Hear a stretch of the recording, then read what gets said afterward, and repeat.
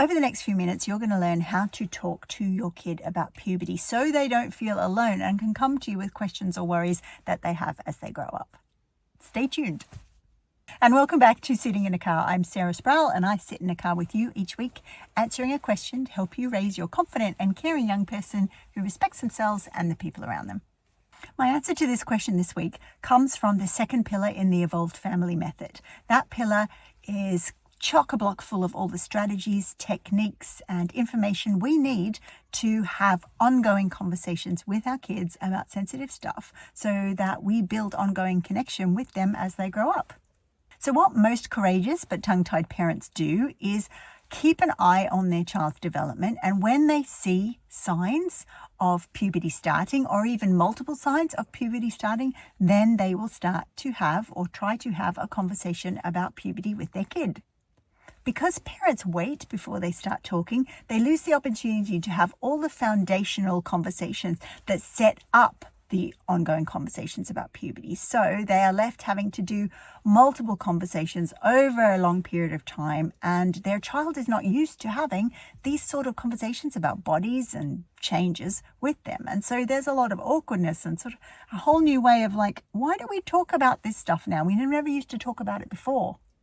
So in this video, I'm going to talk about that exact problem and show you how to start talking about puberty in the easiest way. And that involves when to start talking about it too. Then you can finally relax because you'll know the right words to say at the right time, and you'll move from being a courageous tongue-tied parent into an evolved communicating family.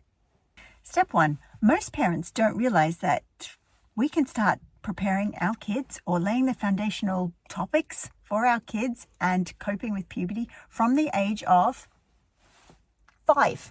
Did you know that? From the age of 5. When you realize how many foundational conversations you can have about puberty before it's even a thing in your child's life, you will start realizing there are so many opportunities to develop the habit of your child coming to you and asking you questions about their body or about any worries they might have. Using foundational conversations provides you with an opportunity to start feeling excited about what is possible and motivated to use your new skills to support your kid even more. So here's how you do that. You find a trusted, reliable source that guides you on age-appropriate topics of conversation to have with kids of any age. Now, I'm stressing the reliable source. We are not talking about free blog posts online because, as we all know, anyone can write anything online. Isn't that the case? And you want to be able to find accurate information that you know is rock solid and you trust. And when you find trusted information, then you can start taking action on it because you know you're doing the right thing. Keep in mind too that you're not looking for information of the easiest topics to talk about. You're looking for information on all the foundational topics that you can talk about with a 5-year-old, a 6-year-old, a 7-year-old, because you want to start covering the bases as early as possible. You're developing the habit in yourself with practice, and you're developing the habit in your child of being able to talk about all sorts of things to do with their body with you. Do you know what? If finding free information online about how to talk to kids about puberty was all it took to have these conversations, then no parent with a smartphone would ever have a problem in this area, right?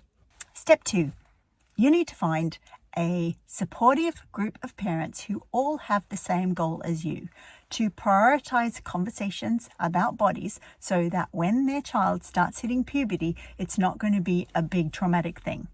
When you surround yourself by other parents who have the same goals as you, who are moving in the same direction, you don't feel alone. You feel supported, you feel encouraged, and you feel like you're doing exactly the right thing for your child. You also don't feel like you're doing this part of parenting wrong. It's so reassuring, isn't it, when we find other parents just like us who are going through similar sorts of challenges and complexities. We don't feel like we're out on our own just trying to make it up as we go along. So here's how you do this. You search either your in real life local community or online community spaces, parenting spaces, for parents who are focused on this particular thing. And that thing is creating habits of talking to kids about bodies early. You then have the social support to create the habit for your kids of coming to you to talk about sensitive stuff, and you're creating that habit early on in their life. Remember, we are in the business of ensuring that these conversations become second nature, that the culture in our family is open about bodies. We're not just hoping that our tween will come to us when their body starts changing and they feel a bit anxious and concerned. Step 3, identify all the beliefs that you have inside your head that tell you that going through puberty is a worrying, scary, really difficult time for parents and the growing kids. When you bring those scary thoughts into your awareness, then you can free yourself of the implication of them. Because when we feel afraid about something and it seems scary and dangerous, we're so less likely to step forward and try new things and get moving to put strategies in place to make that thing easier. So here's what you do about those scary memories. Take some time to journal or talk to a trusted friend and delve into all those experiences you had as a teenager or someone going through puberty that you really don't want your child to have to experience too. When you get those beliefs and those experiences out in the open, then we can start looking at them and dealing with them. So for example, did you know, or has anyone ever told you that just because something happened to you, it doesn't mean it necessarily happens to your kid? We are all different. The child we are raising is not the same as the child we were growing up. So you've just learnt 3 different strategies to prepare yourself and your child for the eventual conversations that are going to happen because their body will start going through puberty. And you are doing this preparation to ensure that they feel so supported and cared for and willing to come to you with questions or worries that they have about their changing body. But this information won't do you any good if you feel too awkward to take the first step. And awkwardness is completely normal. It's okay. You're not broken. It makes sense that you might be awkward around this and you just might need additional help, and there's nothing wrong with that. So have a look for the link somewhere around this video or in the show notes if you're listening to the podcast, and pop your details into the form. And that way I can let you know when the Evolve School opens next. And that's Sitting in a Car for another week, where I've answered a question to help you raise your confident and caring young person who respects themselves and the people around them. Bye for now. Puberty.